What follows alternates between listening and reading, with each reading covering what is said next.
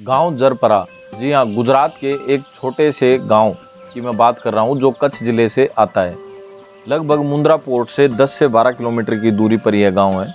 और यहाँ के गांव में आप अगर देखेंगे तो यहाँ पर लगभग आपको गांव के हर आदमी के पास सारी तरह की सुख सुविधाएं मिल जाएंगी।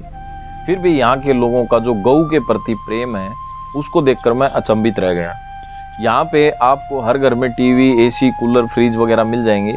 इसके बावजूद भी हर घर में आपको गाय जरूर मिलेगी। यहाँ के लोगों का मानना है कि गौ माता का अगर हम पालन करेंगे तो हमारी तरक्की होगी और हमारी बुद्धि भी अच्छी रहेगी गाय का दूध पीने से, उसका घी वगैरह खाने से।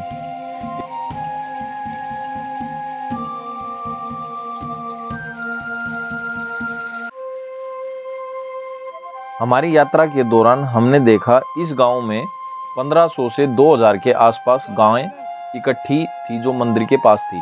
यहाँ का तरीका क्या है, यहाँ के लोग सुबह अपनी गायों को इकट्ठा करते हैं मंदिर के पास, जहाँ पे लगभग मैंने देखा कि 1500 के आसपास गायें होंगी और शायद इससे ज़्यादा भी हो सकती हैं।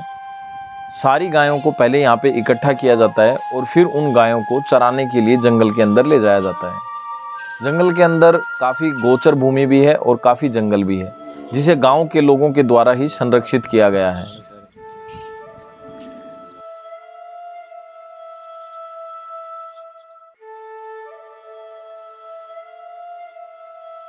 इतनी सारी गायें एक साथ एक जगह पे देखकर मैं तो दंग रह गया, क्योंकि मुझे कभी ऐसा विश्वास ही नहीं था कि इतनी सारी गायों को चराने के लिए भी कभी ले जाते होंगे।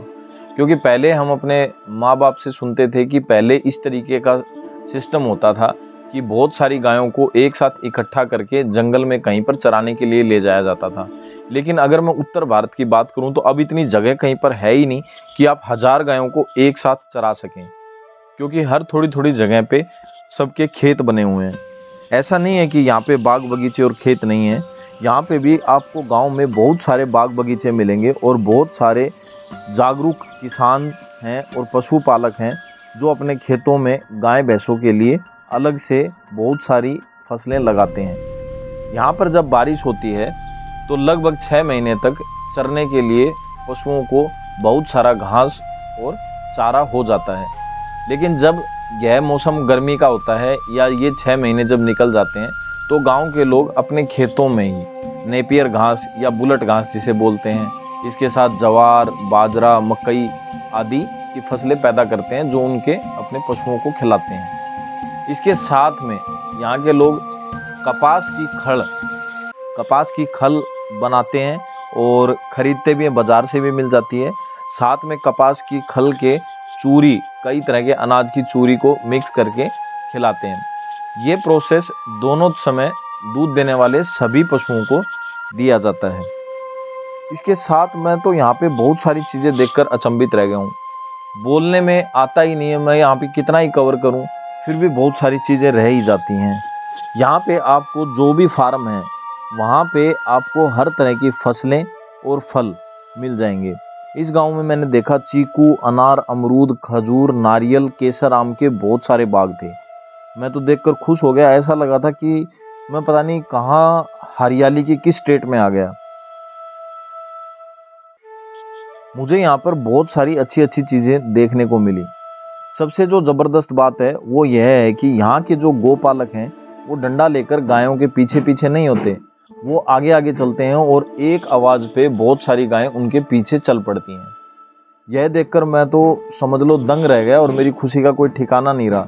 जैसा मैंने सुना था कि कृष्ण भगवान बांसुरी बजाते थे और गायें उनके आसपास आकर इकट्ठी हो जाती थी, सेम वही तरीका मैंने यहाँ पे देखा कि जो गोपालक है वो आवाज़ लगाता है और एक आवाज़ के ऊपर बहुत सारी गायें उसके पास आकर इकट्ठी हो जाती हैं। उन्होंने मुझे यह भी बताया कि बहुत सारी गायें उनसे इतना प्रेम करती हैं कि अगर उनको कोई मारे या उनके पास आके इस तरह की हरकत करे कि वो लड़ाई कर रहा है तो गाय उनको बचाने तक आ जाती हैं। यह बातें सुनकर मेरे को विश्वास ही नहीं हुआ। मैंने इस तरह के काफ़ी वीडियो भी बनाए हुए हैं जिसमें हमने ये दिखाया है कि गाय किस तरीके से अपने मालिक को बचाती है। इसके बारे में बताने के लिए और भी बहुत सारी बातें हैं, लेकिन एक वीडियो में मैं ये सारी बातें कवर नहीं कर सकता। तो दोस्तों, आज का वीडियो आपको कैसा लगा मुझे कमेंट करके ज़रूर बताएं और इसी तरह के अच्छे वीडियोस देखने के लिए हमारे चैनल को सब्सक्राइब करें बेल आइकन को प्रेस करें ताकि आने वाले जितने भी वीडियोस हैं उनका नोटिफिकेशन आपको मिलता रहे। तो धन्यवाद दोस्तों, मिलते हैं अगले इसी तरह के कोई अच्छे से वीडियो के अंदर।